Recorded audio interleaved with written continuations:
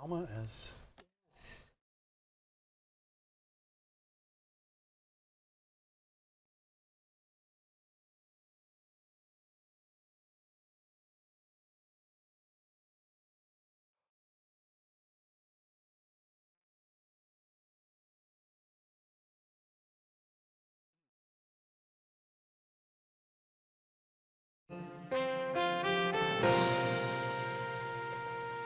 Good evening and welcome to Chicago Tonight on this Monday, July 8th. This is the thing that threatens the city's vitality and its health long term. Some sobering news about the city's long-term financial outlook. Our dueling economists debate the new report on the nation's big job gains and where interest rates may be heading. Why Chicago cannot keep the impounded vehicles of drivers who file for bankruptcy. How to prepare for the life and death decisions that come with the trip to the intensive care unit. They live and breathe this music. 40 years of swing time with the mighty Chicago Jazz Orchestra. And in viewer feedback, your thoughts about the idea of the city taking ownership of Chicago's electricity. All that and more next on Chicago Tonight.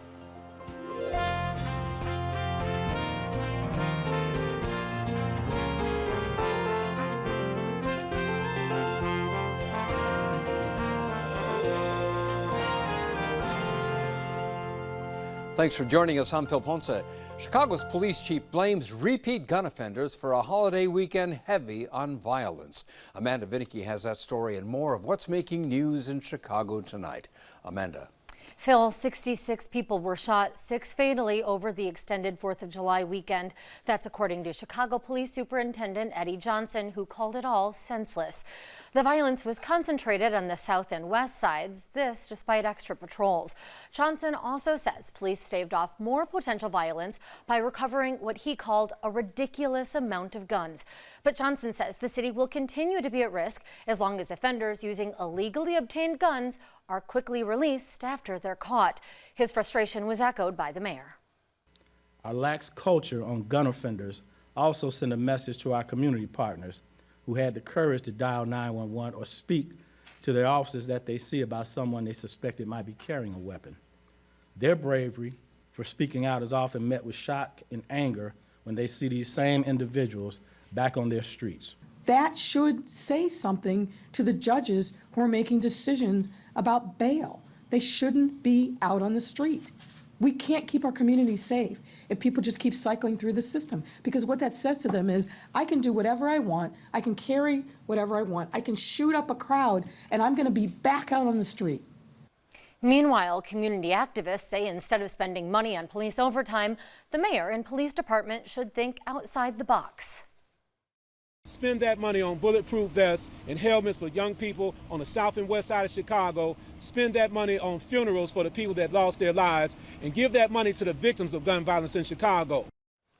Entrances to the Klaczynski Federal Building downtown were blocked this evening by hundreds of Jewish and Japanese Americans protesting conditions and treatment of undocumented immigrants, refugees, and asylum seekers. They chanted things like, "Never again" means abolish ICE. Never again is now. Organizers are protesting Illinois U.S. Senators, Democrats Dick Durbin and Tammy Duckworth, and say that while the senators blame President Donald Trump, the situation is a human rights crisis predating the current administration. Illinois does not share information about someone's legal residency status with Immigration and Customs Enforcement.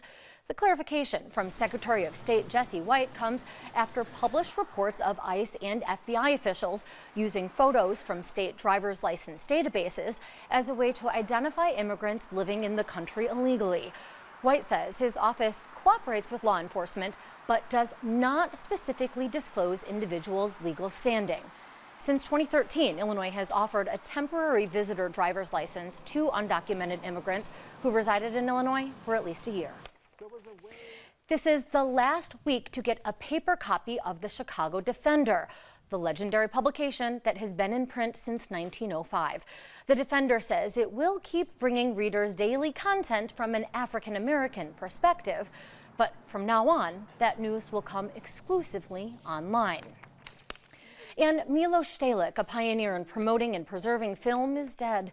Stalik was the founder of the nonprofit Facets, which critic Roger Ebert called a temple of great cinema. Stalik was a pioneer in film education and a champion of film as art. He organized the Chicago International Children's Film Festival, the largest film festival for children in North America. He died on Saturday at age 70 from lung cancer. As for the weather, hazy tonight before becoming mostly clear with a low of 63 degrees. Then tomorrow, mostly sunny, gorgeous, a high near 86. Now, Phil, back to you. Thanks, Amanda. The city of Chicago saw a little more tax revenue than expected last year. That is the sliver of good news in a new report that spells out the bleak long-term financial forecast. Paris Schutz is here to dive into the numbers. Paris, first of all, a little bit more about the good news. Yeah, why don't we start with some of the good news, Phil? So this comes from the city's comprehensive financial report. It's a report the city has to put out every single year that's sort of a post-mortem on the 2018 performance. And in many ways, 2018 was pretty good for the city. The city's general fund saw about $44 million in revenue, more in revenue than projected because of a good economy and higher than expected tax returns. So does that mean the city's financial fortunes are finally taking a turn for the better? Unfortunately, Phil, it does not mean that. It's just a ripple of good news in a sea of long-term debt and pension liability. So consider the following fact. Over the last few years, taxpayers have put more money into the pension systems than ever before through higher water and sewer fees, higher property taxes. So what has that done to the unfunded pension liability? Not much. In fact, the pension liability got worse last year. It went from $28 billion to $30 billion across the city's four funds. A lot of this is because lower than expected returns, investment returns from those funds, because the market didn't do so well at the end of the year. And according to municipal bond analyst Brian Battle, it'll be years before that unfunded liability stops growing. There's a number called the tread water number, and so that's the amount of money that the city has to put in just to not get any worse. So we're still behind that break-even number, behind that tread water number. We have a lot of catching up to do with underfunding in the past and the benefits that we promised. We haven't done anything about to minimizing our expenses in the future. But it's a number that's so big and so threatening and is consuming a larger and larger part of the city's budget that pretty soon we're going to have so much money going to the pension plans and filling these deficits, so we're going to have fewer teachers, fewer cops, less services. So that trade-off is coming in the future. The sooner we deal with it, the better. So the increase in this liability wasn't a surprise to analysts. Analysts did expect it. The city will have to find about $1 billion or more in revenue in the next 3 years just to get on a path to sustainability. Over the next 40 years, they want to get to 90% funding. But that liability is going to grow for the next 10 or 15 years before it starts to turn the corner. And that's assuming the economy does okay. Paris, does the report say anything about this year's budget gap? It does not say anything about this year's budget gap, although some analysts have put that at around $600 or $700 million possibly. Mayor Lori Lightfoot has said openly there's going to need to be more revenue. She has casually floated things like sales tax on service, possible retirement income tax, and asking the state to merge Chicago's pension fund with downstate pension funds. In this report that we're dealing with today, Lightfoot simply released a statement with it that said, quote, "While these costs loom large for the next year and beyond, our administration will be looking at how city government functions to develop a sustainable roadmap for the future. As part of that, we will address our liabilities head-on by fulfilling our pension obligations and making our government work more fairly and efficiently for all of our residents." Either way, the long-term albatross is the pension debt, and the city is running out of ways to solve it. You have to diminish benefits, which is prohibited by the Illinois State Constitution, which has been tried, or you have to increase revenues, and that means taxes. So the mayor has proposed a professional services tax, like accountants, lawyers, consultants, but that number won't be big enough. It might have to be something else, like taxing retirement income, which is something Illinois doesn't do. There's only 2 states that don't tax retirement income. Illinois is one of them. That might be on the table because the pot of money that they need is really big, and the places they can go get it is really small. And if the city wants to tax retirement income, it would have to get the General Assembly in Springfield to approve such a change. The mayor is due to give her first budget address sometime in October. Paris, thank you. And now to Carol Marine and a look at the good and bad in the economy. Carol. Phil, thank you. American employers did a lot of hiring in the month of June, adding 224,000 jobs. Unemployment is now at 3.7%. So with strong employment numbers, the Federal Reserve must decide whether to cut interest rates or keep them the same for now. We'll hear from the Fed Chairman Jerome Powell this week when he testifies before Congress on Wednesday and Thursday, but we have our own experts. Joining us to take a look at the job numbers and the direction of the economy are Edward Stewart, Professor Emeritus of Economics at Northeastern Illinois University, and Michael Miller, Associate Professor of Economics at DePaul University. Welcome back, both of you. Good evening, Carol. And happy summer. Thank you. So, the jobs report was strong.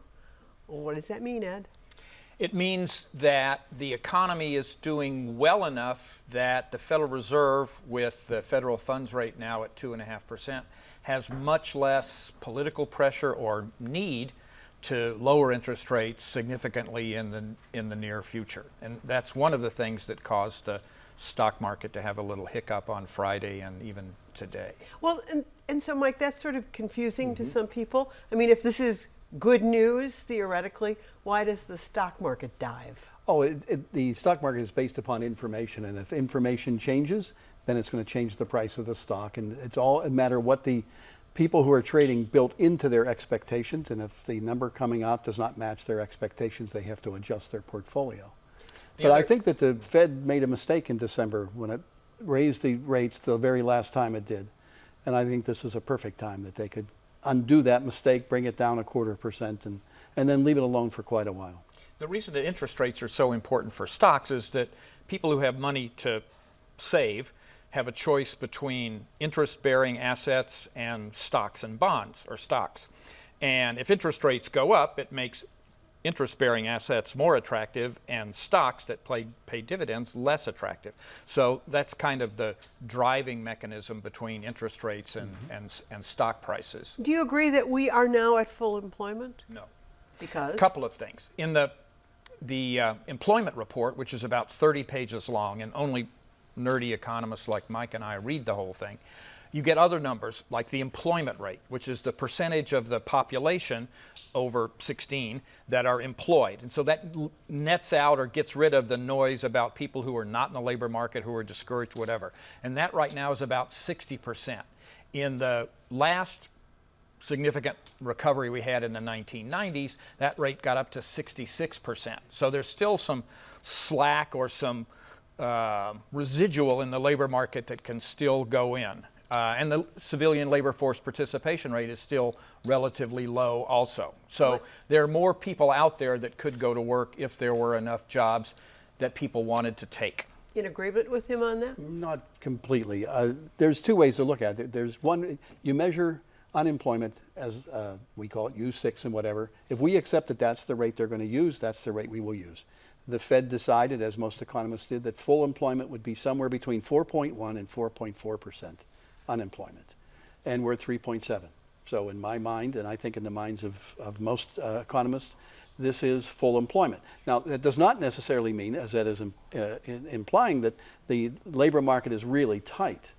There are still plenty of people on the sideline who could be absorbed back into the economy, and we know that in part because there are no pressures building in terms of prices. We're not seeing any increases in inflation that would normally come with this level of unemployment. And if we had a really tight labor market, wages would be going up at 4, 5, or 6%, and they're not going up anything close to that. Right. So what does the Fed chair say when he talks to Congress? He probably says that the economy is doing well. There may be some room to cut interest rates in the future if there are signs of recession. But the other problem that the Fed has is that interest rates are already really, really low. The federal funds rate's at 2.5%. There's not much more than they can cut. So it's like you only have 2 bullets in the chamber and you don't want to fire them right now because you may need them much more seriously in the future when we have an actual recession. So they don't have much powder in their musket, if you will, to fight a recession when it shows up. So, Mike, when Jerry Powell speaks to Congress, do we expect that what he will have to say will be something that President Trump will affirm as good and true? Boy, I never know how he's going to react to news, because there's no filter between his brain and his mouth. But in terms of the economy, I think if there's any hint at all, it is going to be that rates have one direction to go in the near future, and that would be down, not up. And I think that when you look at where the weakness is within the economy, there's two places, well, three. You have some construction weakness, which is sensitive to interest rates. You have some manufacturing weakness, which is sensitive to interest rates. And those two alone will make a difference. And then lastly is housing. And housing can be sensitive to interest rates. So that's why I'm thinking that they raise them just a little bit too much, and if they would just come back and leave it there, the natural rate of interest would be much better situated than it is now. The president has got two nominees for the Fed, two new nominees, Christopher Waller and Judy Shelton. How are you guys doing on those two? Well, he's gone from 2 crackpots to 1 crackpot and 1 mediocrity that may be competent. Christopher Waller is a research economist with the Kansas City Fed, and with apologies to Rogers and Hammerstein, everything's not up to date in Kansas City. It's not the mecca of monetary policy research, but he would be somebody who would not be harmful. Judy Shelton is a gold bug in the Great Recession when Obama and Ben Bernanke were lowering interest rates. She was calling for higher interest rates and said that there would be massive Zimbabwe-like inflation with quantitative easing and low interest rates. Now that we have a recovery, she's calling for interest rate cuts because that's what President Trump believes. So she's another horrible example of a bad appointment. Mike, you agree? Well, Waller, I think he's actually at St. Louis. I think he is, and I have, the Fed that is leading me in my thinking has been the St. Louis Fed. James Bullard is the president of that Fed. I think he has the economy nailed. And part of my call for the reduction of the interest rate is based a lot on what his work, and Waller was one of the research economists that is behind all that activity at the St. Louis Fed. So he was the chairman of the Department of Economics at Notre Dame. A good program, not one of the top. Mediocre? Not at all mediocre. Now the woman, I agree, I'm not a gold bug at all. I don't understand the gold trade. There were more than a few people who, there was never a single case where the something called monetary base, when the Fed did the quantitative easing, there had never been a case where that huge increase in monetary base did not result in massive inflation. It's just that the money sat in the banks. So the idea that there was going to be this hyperinflation and so forth was not a completely unfounded forecast based upon all the previous examples. So would you go so far as to call her a crackpot or no? not? No, I would not call. She did some, again, I don't call anybody a crackpot unless, I just, she's a PhD. She has a PhD in business administration. She's done some work with a research and development bank, with the European Research and Development Bank. She's a political appointee. It could be political, but you also need some different opinions on the Fed. The Fed's not supposed to be a monolith of one kind of thinking. It should be. You should have intelligent thinking. Well, right? Wow. So let's talk about recession, since we're not going to agree on this. Okay. Do we see signs that we are moving into a recession? What are those signs? Well, the signs are more the results of policy. There are more and more economists, Nouriel Roubini, Dr. Doom, has said that the trade policy and the trade war may be a tipping point. We've had a very, very long recovery. It's 10 years, which is the longest post-war recovery, and recoveries don't last forever. Something will tip them over, and the trade policy is one thing. Does that include tariffs? Yes, that's mainly that's tariffs. Really that's what saying. it is. Yeah. Okay. Tariffs and just the assault on the World Trade Organization, on other kinds of trading partners, the EU, the kind of abrogation of the NAFTA treaty, all of that breeding uncertainty for people in manufacturing and construction and so forth, and that could be a tipping point. Plus the rest of the world, while not in dire straits right now, growth is slowing everywhere. And then, Mike, you've got the farmers. And does agriculture factor into whether we are moving toward a recession? It does in the Midwest in terms of would this part of the country be in trouble, and clearly the soybean farmers are in big trouble. Well, we have to remember that if you look at every recession, say since World War II, not a single one was ever started by the foreign sector. The foreign sector is simply too small. It's only a -2-3% of the economy. And we're not talking about trade stopping, we're talking about trade slowing because of the tariffs. It might knock 0.2% off of the growth rate. I do think that there is a chance, for the first time in 10 years, we're truly talking about the idea of a recession, in part because of the slowdown in housing.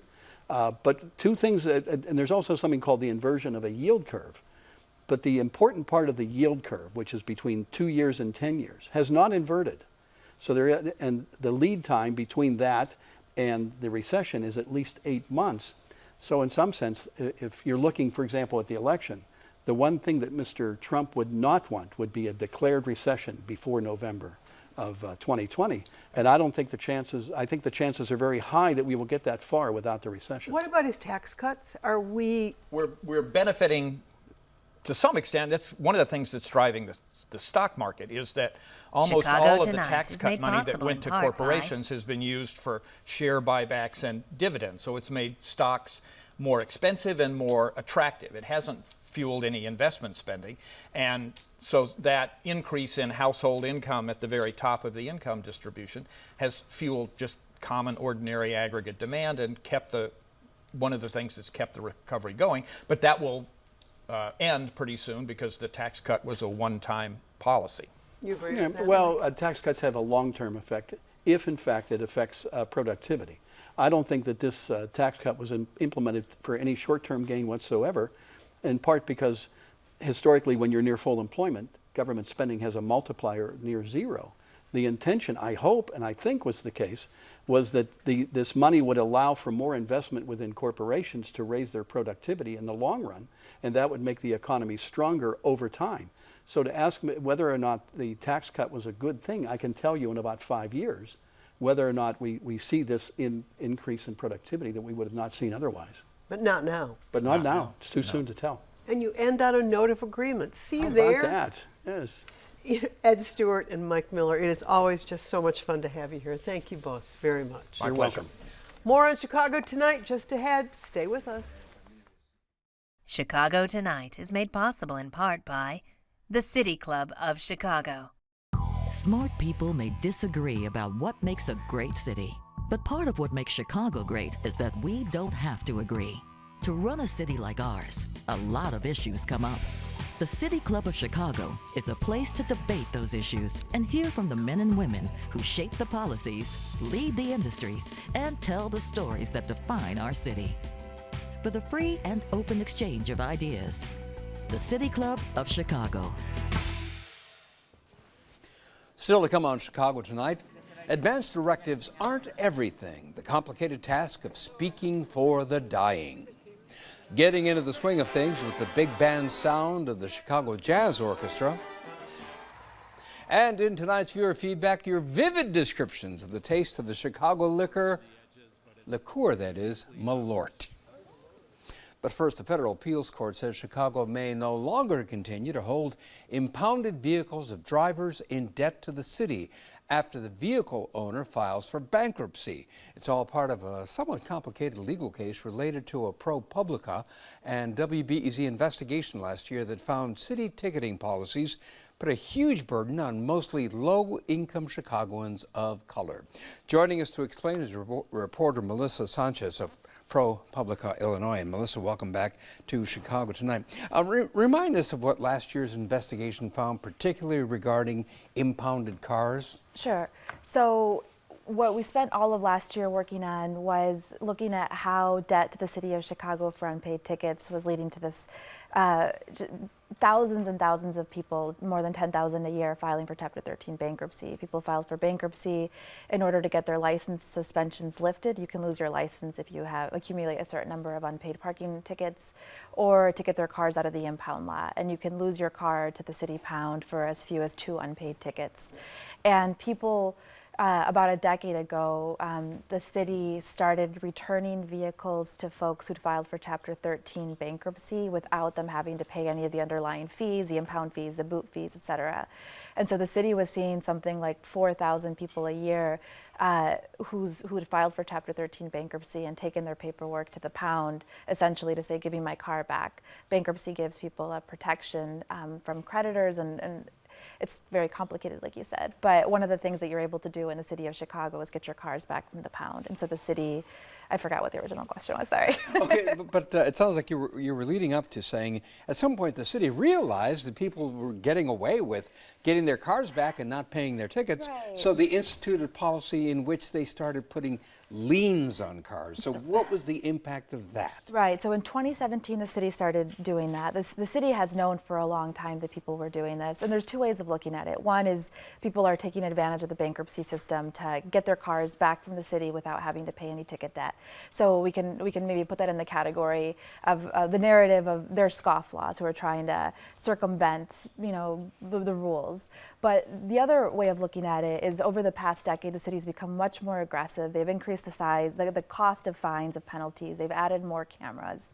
They've gone after folks' licenses more and more. They've impounded more vehicles, and people just can't afford to deal with it. And without your car, without your license, people are really stuck. And so 2 years ago, the city has been looking for ways to claw money back from drivers. And these are people who have very little. And the city stopped returning people's vehicles if they file for bankruptcy. But we have to remember how many people file for bankruptcy a year. 10,000 people file for bankruptcy in order to deal with City of Chicago ticket debt. That's absurd.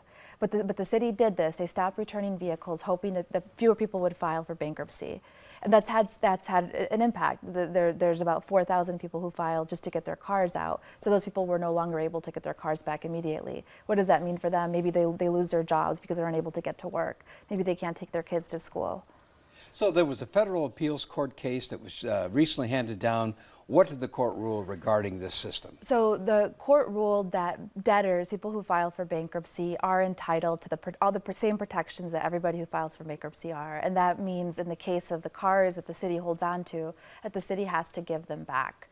And if it doesn't do that, then the city is violating these basic protections of bankruptcy. And what was really interesting about the court opinion is that they made clear that they didn't buy the city's argument that the city was doing this in order to keep the streets safe. A lot of the tickets that people get that land them in bankruptcy are for not having a city sticker. And this has been my obsession for the past year and a half. A city sticker ticket costs $200 with penalties that goes up to $488. If you get one or two or three of those, and you are on a fixed income, it's really difficult to get out of that. So the appeals court said, city, you have to return the vehicles to people. They need those vehicles in order to get to work. You can't hold on to them like you were trying to do. Essentially, and if you really think that somebody is filing bankruptcy in bad faith, then you can go to court and file a motion and say that, but in the meantime, give the car back to the person. Okay, say a person files for bankruptcy, he or she can now get their car back, but they're not free and clear because they still have to pay something to the city. Right. I mean, so bankruptcy is really complicated. Chapter 13 bankruptcy can take up to 5 years, and it's not like you file for bankruptcy and all your debt is eliminated. You have to make monthly payments for up to 5 years of every nickel of your disposable income, and that's really, really hard for poor people to do. Most Chapter 13 bankruptcies, and especially those that involve ticket debt, end up collapsing without any debt relief. And what this means is the person has filed for bankruptcy, ruined their credit, it becomes harder to get an apartment, to get on with your life, and then the bankruptcy gets dissolved without any debt relief. They've made all these payments that basically go to their lawyers, and at the end of it, the city can come back after them for their licenses, for their cars. Once again, all their debt comes back, and so bankruptcy isn't like a permanent solution for any of this. Now wait a minute, was there some kind of a cottage industry? It sounds like there was a cottage industry where lawyers would find out who was behind on their tickets and would say, I will help you file for bankruptcy. I mean, 10,000 people just don't go out and file for bankruptcy on their own, I wouldn't imagine. I mean, they would and they wouldn't. It's like a chicken and an egg. If you listen to radio, I mean, there's a law firm called Debt Stoppers. It has really catchy jingles, and they make it a point on their radio and TV ads to say, if you have ticket debt, if you've lost your license, if your car's in the impound, call us, we'll help you. So they don't have any special lists of folks who are in debt to the city. I see. That doesn't exist. They would love to get those lists, but they don't have them. But the fact of the matter is there was a marketing effort that was extended to people who had their cars impounded. Exactly. And this kind of dates back to a decade old, another federal appeals court decision that kind of allowed this all to happen. But I think the heart of it, what I want to make clear is people are suffering from a lot of debt, from tens of thousands of dollars in debt for unpaid tickets. And they're not tickets for being terrible drivers or for parking in front of fire hydrants or in handicap spots. A lot of them are tickets for not paying for a city sticker. for. And it's a massive problem. I've gone to homes where the grandparents, the kids, the grandkids, the uncles, everybody has filed for bankruptcy because they can't live like normal people in this state without their driver's licenses or their cars. And bankruptcy, unfortunately, is one of the easiest ways to deal with their problems, to cope with the ticket debt, to get on a monthly payment plan they can afford. The city has payment plans, but if you have a lot of debt, you have to pay $1,000 down, and that's impossible for poor people to pay. Our friends at Debt Stoppers with their catchy jingles, zero down. File for bankruptcy and then you can get good with the city. So things are better now in that one can, if one files for bankruptcy, now get their cars back, but that doesn't mean they're out of the woods by any stretch of the imagination. Exactly. Melissa Sanchez, thank you so much for joining us. Very much appreciated. Thanks. And now back to Carol Marine and some help with a high-stress decision. Carol. 1 in 7 Americans will die in an intensive care unit, and countless more will be treated in an ICU without the capacity to make their own medical decisions. And even if they have a living will or a do not resuscitate order on file, directives aren't always effective, nor in many cases are one's loved ones trying to make a decision on a patient's behalf. The new book, Speaking for the Dying, Life and Death Decisions in Intensive Care, is based on observations of hundreds of patients over 2 years. Joining us is the book's author, Susan Shapiro, a sociologist and research professor at the American Bar Foundation. Welcome to Chicago Tonight. So, of all the topics you as a researcher and sociologist could pursue, why this one? Well, because I study what I call relationships of trust, where people act on behalf of someone who is more vulnerable. And to me, the most vulnerable you can get is a situation where someone is making life and death decisions on your behalf because you lack decision-making capacity. You may not have selected them. You can't fire them. You can't confer with them. They can't consult with you. You can't weigh in on the decision. And so that's why this was a study that was important for me to do. Of all of the case studies and families that you observed, is there one that really jumps out before all the rest? Well, you know, we observed more than 1,000 meetings and conversations, and the patients and their families were very diverse, and they were poignant and meaningful and sad and graceful as well. But one I think that gives kind of a sense of the difficulty of playing this role involves a widow in her 80s. She went on an outing to a museum, fell, hit her head on the hard marble floor, and she suffered a seizure, became non-responsive. They rushed her to the hospital with a traumatic brain injury. After a few days, it became clear that it was going to be a long time before anyone would tell the family if she was going to survive, and if she did, with what sorts of disabilities she would experience. Moreover, there was a lot of mixed messages that the family was getting about what was going to happen, what the prognosis was, and even when it would be appropriate for them to start talking about what they should do on behalf of the patient. The patient's daughter was a lawyer and served as her power of attorney for health care. She knew her mother really well. They'd spoken a lot. They lived near each other. They talked a lot about the patient's preferences for treatment at the end of life. She had an advance directive in which she had indicated her wishes, and yet neither of them had envisioned this kind of a scenario. So they'd done everything right. They did everything right, absolutely everything right. And how were they subverted? I mean, what was it that happened in the hospital in intensive care that despite all the paperwork, all the powers of attorney, it didn't work out the way they'd planned it? Because with a brain injury, it takes a long time before doctors can determine what the course is going to be and what the prognosis is going to be. And so here was this family. They were absolutely distraught. They were flummoxed. They wanted to honor their mother's wishes, and yet the doctors couldn't give them enough information, and they were worried about the fact that she may be suffering. And what's sort of classic about this is that at one point, the lawyer daughter blurted out, "I tell people to do advance directives all the time. I had no idea how difficult it is to be a power of attorney." Are there some situations in which they're just ignored? The directives? Yes. Absolutely, absolutely. So I can give someone a power of attorney, I can do a do not resuscitate, and I might be subverted by the medical staff? Not by the medical staff, by your family. If you have a do not resuscitate order, it will be honored. But if you put your wishes in a living will of some sort, or you talk to them about your wishes, what I found often, they'll say, well, this is what my wife told me to do, but I can't bear to leave her, I can't bear to lose her, and I'm going to do what I think is best for me. You know, as a reporter, I know how hard it is to get into certain places, like an intensive care unit if it's a story that you're doing.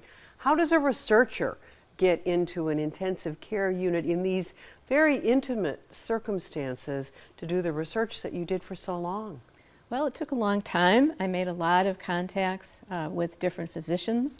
And then before I actually started the research, I spent about 6 months going in every day as a fly on the wall, watching what was going on. And I built their trust. They realized I didn't have a hidden agenda, that I truly wanted to understand how families struggle with these decisions. I stayed out of their way. I had no opinions. And I think ultimately they recognized that I was going to learn some things that would be helpful not only for regular people like you and me, but also for healthcare providers who struggle with trying to help families go through these decisions. You know, one of the case studies that I read in your book involved a family that was getting agitated because one team of medical staff would come in, then they'd be replaced on the weekend by another, and they weren't talking to each other.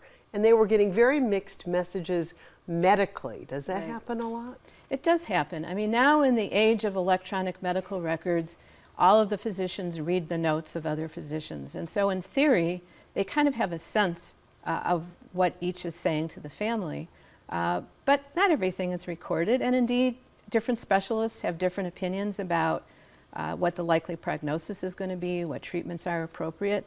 And sometimes families really feel whipsawed, where one doctor gives them hope and the next one tells them, one of the patients complain, or the families complain, one doctor's telling me how to plan the funeral and the other one is telling me she's going to go home and be perfectly fine.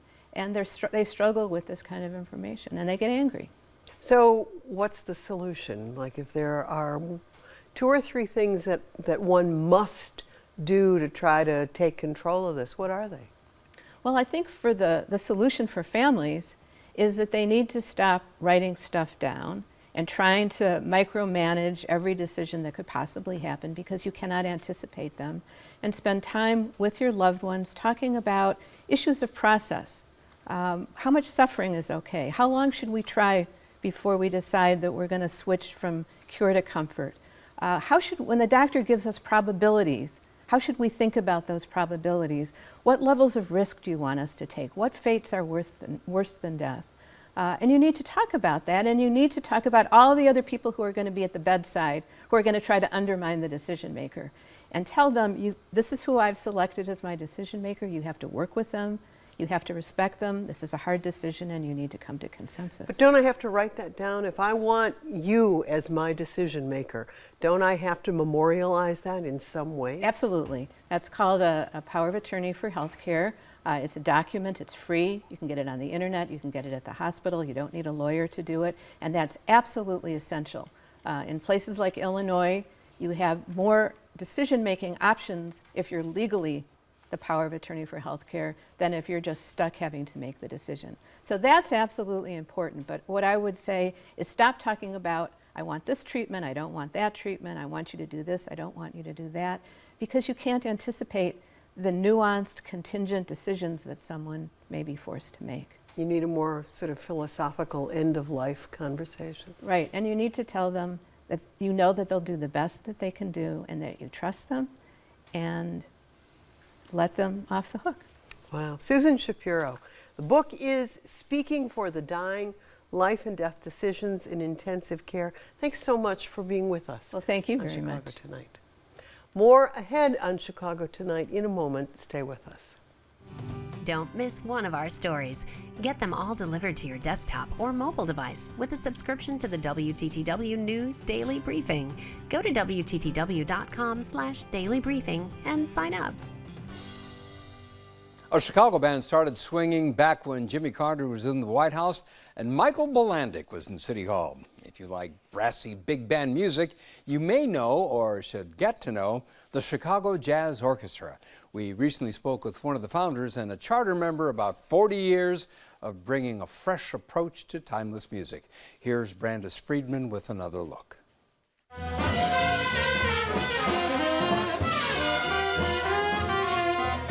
12 of the area's premier horn players, plus an acclaimed rhythm section, add up to Chicago's oldest professional jazz orchestra. Under their former name, they played opening night of the first annual Chicago Jazz Festival in 1979. The Chicago Jazz Orchestra is a great institution in Chicago. It's held together by love and talent. But what they do is bring forth the tradition of Count Basie and Duke Ellington in a very living, vital, spontaneous way. When you listen to the CJO, you are not hearing some music of the past. You're hearing music that sounds as if the ink were still wet on the page.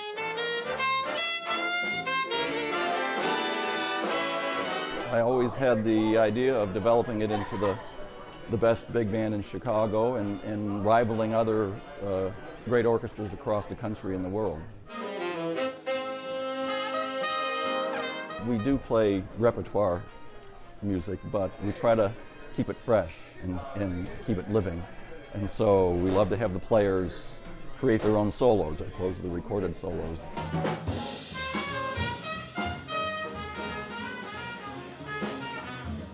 I play jazz trumpet. I'm the only charter member of this band at this point. It's always a pleasure because the level is really high and it's always inspirational. So I think that's collectively why we all do it, is to challenge each other and play at the highest level possible. From big band to bebop to ballads, the CJO has brought a complexity of sound since forming on campus at the University of Illinois at Urbana-Champaign. Now, they're in the middle of their 40th season. Get out of town before it's too late, my love. They often share the spotlight with local singers, in this case, Paul Marinaro. Why wish me harm? They don't stay stagnant. They're always new soloists, young and old. That keeps it fresh. I have never once heard the Chicago Jazz Orchestra sound stale or as if it's revisiting the past. It sounds new every time they hit. Well, it's great to have a band where all I have to do is count off the tempo and it goes. I can't say enough about the great musicians of this orchestra. We try to get the cream of the crop, and we've been fairly successful at that, I think.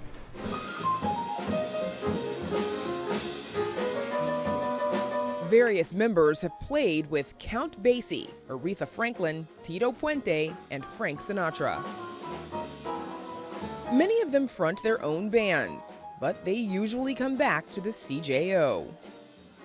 We sort of model ourselves after what you'd say the great civic symphony orchestras would be, where they play music of the masters and the repertoire and keep that going, yet they also play music of contemporary composers and living composers.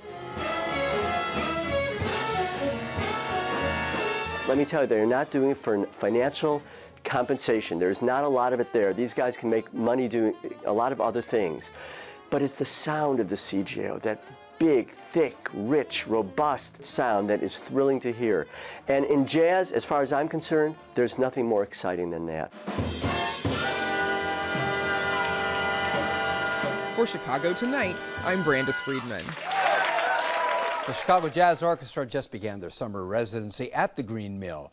Each Monday, they perform with a different guest vocalist. 1 week from tonight, that will be Dee Alexander. You can find out more on our website. The U.S. women's national soccer team wins its 4th World Cup. The Americans beat the Netherlands 2-0 on Sunday. Team USA's success was marked by stellar performances from veterans like Megan Rapinoe and Alex Morgan, but also, Rapinoe that is, but also 4 members of the Chicago Red Stars, the local pro club. The victory is also sparking conversations about gender discrimination and the wide pay disparity between female and male athletes. Here to discuss the impact of the World Cup win in Chicago and beyond are Maggie Zubek, organizer of the Red Stars supporters group Chicago Local 134, and Mercedes Carnathon, a professor of preventive medicine at Northwestern University's Feinberg School of Medicine and a youth sports coach. And welcome both to Chicago tonight. Maggie Zubek, let's begin with you. You're the person who's wearing a soccer jersey. What's your takeaway from yesterday's game? What were the biggest moments for you? Oh, wow. I mean, a World Cup is going to be, a World Cup final is going to be big from the first minute to the 90th minute. You know, I think the Netherlands gave us a run for our money there at the beginning. The U.S. had scored really early in the rest of our games during the Cup, but they held us out for a long time. And then when we finally scored, it was you know, a huge moment. Right to the second half. Yeah. Yeah, and Lincoln Park. What's been most exciting to me to see through this tournament is the way that the women excelled. They handled and controlled every game, and then also took time to speak out about issues that were important to the team and that are important to women globally. We'll talk about those issues in just a second, but let's talk about some local connections, Maggie, because 4 Chicago Red Star players were on the national team this year. Some of the standout moments that they had throughout the tournament? Yeah, so many. One that comes to mind is during the Chile game. We had all 4 Red Stars on the field at one time, which was perfect. It was a great game for that. Tierna Davidson is the #1 NWSL draft pick this year. She plays for Chicago. And she sent in a corner kick to Julie Ertz, who's one of our veteran players, and Julie knocked it into the goal, which is, she's very notorious for those near post goals. She headed it into the goal. Yes. And my reaction, my understanding is your reaction was, yeah, we've seen that before. Yeah, old news. Yeah. But it was thrilling to see it at that stage. Absolutely. And then I think the #1 moment for Red Stars fans of this World Cup, our goalkeeper, Alyssa Nair, is the starting goalkeeper for the United States. And she saved a penalty kick in our semifinal against England, which for a goalkeeper is a career-defining moment. That's almost impossible to do. She had so much doubt going into this. Yeah, she had some tournament. skeptics. Absolutely. What was the basis of the skepticism at that stage? So she's filling the shoes of Hope Solo, who is a legendary goalkeeper who left the team after the Olympics this past cycle. And, you know, Hope Solo is well recognized as one of the best goalkeepers to ever play the game. And Alyssa Nair is coming into that So anybody shadow. would suffer from by comparison. Yeah. Professor, you wrote in the Tribune last week about some of the potential benefits of the win for young girls. Tell us about some of the points you made. I do. You know, I think a lot about leadership and what it takes to develop leaders. And I think part of that is really the willingness to compete. And I see how hard these women from the U.S. National team worked to get to where they are on top of the world. The persistence that they face, their ability to overcome struggles, and even, I think in the example you gave, doubts, and to have confidence in themselves to get out there and excel. And what I'd really love to see is that we use this as an opportunity to promote this and to promote competition among girls and women. Maggie, you were saying before we went on camera that your love affair with soccer began when you were a little girl and you watched the teams of Maya Hamm and so forth. Do you think there are girls who've been watching this, young girls watching this tournament, who are looking at this team and they are, for them, what Maya Hamm and her teammates were for you? Certainly, and I know that I've seen it. And I think what's so exciting is those girls grow up to be women who are going to continue to be inspired by this team. And see this team as a model of empowered action on a world stage from a group of really strong women. So I think it's really, watching women's soccer is something that, we talk a lot about young girls watching women's soccer, but the young girls that grow up to be women who continue to enjoy the sport and invest in the sport. I think that's what we're seeing now, a couple generations into this team. Professor, why do you think it is that women, American women, are doing so much better than American men have done at the international level? You know, I think part of it has been opportunities for sports for girls versus boys. For a very long time, there were many more sports options available to boys than girls. And I think that a lot of young girls went into soccer. It seems readily available around the country. And I think that we've gotten some of the best athletes to go into soccer. And men have their attentions divided amongst football and basketball and some other potentially, I guess, higher profile sports. So I think women's soccer is getting the best of women's athletes. It has been a long time in the making. We have a long history of excellence. I recall watching back in 1991, I guess to tell my age. And so it's a long history. And part of that history, of course, is Title IX. Maggie, as you know, the team was criticized throughout the tournament for their excessive celebrating. When they basically slaughtered the Thailand team, they were exuberant after every goal. What do you make of that criticism? You know, I think those critiques are kind of hollow. These are women at the top of their craft. They're celebrating a pinnacle of their career. Let them celebrate. I mean, it doesn't matter if it's your first World Cup goal or your 12th World Cup goal. It's one of the biggest moments of your life. And so these women should absolutely be celebrated for celebrating because we love to watch them succeed. Is there some subtle sexism, or maybe not so subtle sexism, in that one might say women should not celebrate so much, and yet we see baseball players flipping their bats and that sort of thing? Baseball players flip their bats. You think about the end zone celebrations that we see for men's football. We celebrate all of these. I think about ribbon cuttings for new businesses and, the ticker tape parades on the stock market. We're excited when people succeed in any domain. I struggle to imagine why we aren't as excited when we see a 13-0 win. That's definitive. You alluded to this earlier. The team has been very outspoken on social issues. Megan Rapinoe not going to the White House and so forth. Your thoughts on the women using this platform to express themselves on those bigger issues affecting the larger world? One of the opportunities that I really see about them using their voice is, at this point, they're very visible, and this is a great time for them to speak out.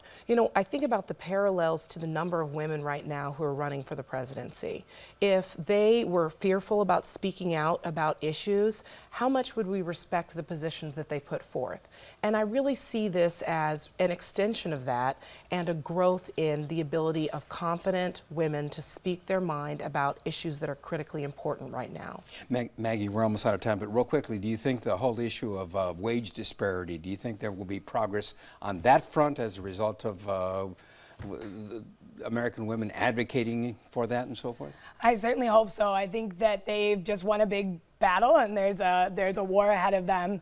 I think part of that is the U.S. national team's salaries and their wages, but it also comes down to the NWSL, which is our professional league here, and what the players are making day in and day out here in the league.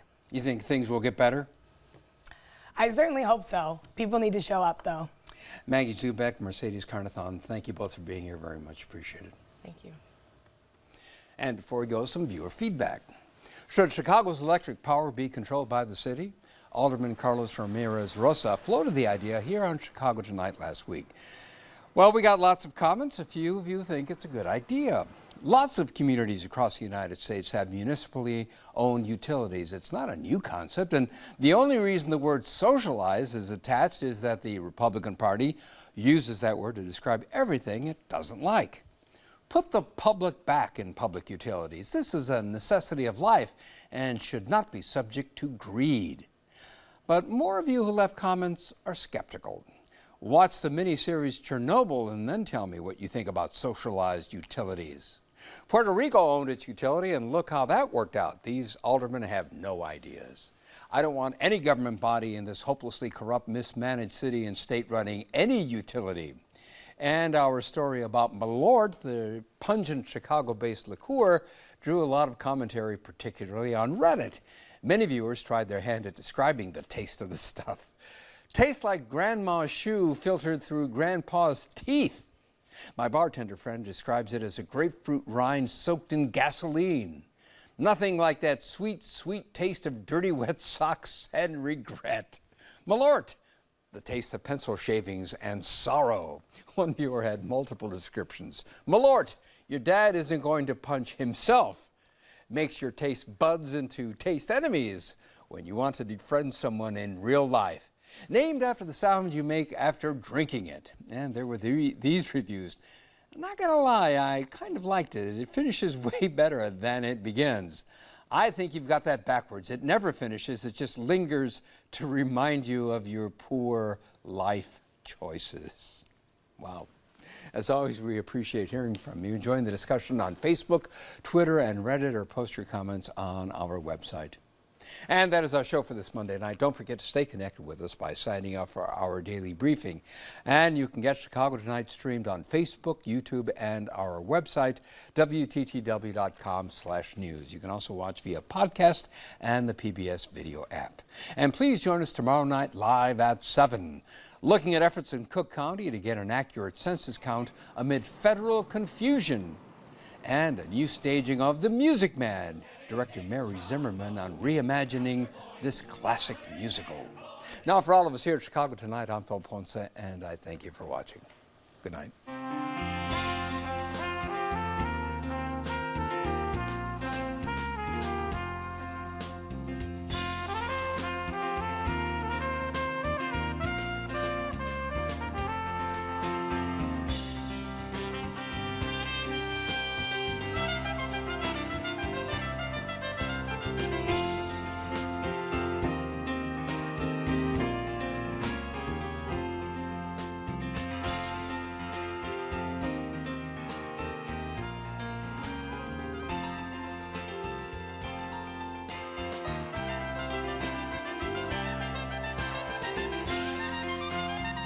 Closed captioning is made possible by Robert A. Clifford and Clifford Law Offices. Robert Clifford is the honoree of this year's Illinois Bar Foundation's annual fundraising event that raises money to enhance the availability of justice for those without attorneys throughout the state.